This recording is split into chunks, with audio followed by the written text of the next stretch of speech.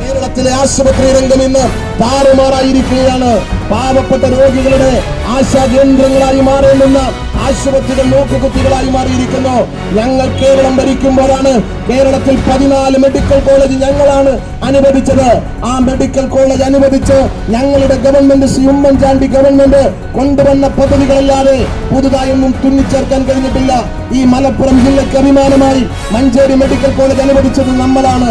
അവിടെ Manjeri medical college അനുവദിച്ചപ്പോ ആ Manjeri medical college പ്രവർത്തിച്ചിരുന്ന ജില്ലാ ആശുപത്രി തിരൂരിലെ ആ ജനറൽ ആശുപത്രിയെ തിരൂരിലെ ആശുപത്രിയെ നമ്മൾ ജനറൽ ആശുപത്രിയായി ഉയർത്തിയപ്പോ ഈ നിലമ്പൂരിലെ താലൂക്ക് ആശുപത്രിയെ അന്ന് ആര്യാടൻ മുഹമ്മദ് എന്ന നമ്മുടെ നേതാവിന്റെ പ്രയത്നഫലമായി നമുക്ക് ജില്ലാ ആശുപത്രിയായി ഉയർത്താൻ കഴിഞ്ഞു. ഈ ആശുപത്രികളായി ഇതിന്റെ ഗ്രേഡ് ഉയർത്തുമ്പോ ഇതിന്റെ ബോർഡ് മാറ്റുകയല്ലാതെ ഇടതുപക്ഷത്തിന് ഈ ആശുപത്രികളിൽ നിന്നും തന്നെ അടിസ്ഥാന സൗകര്യം ഒരുക്കാൻ കഴിയാത്ത സാഹചര്യമാണ്.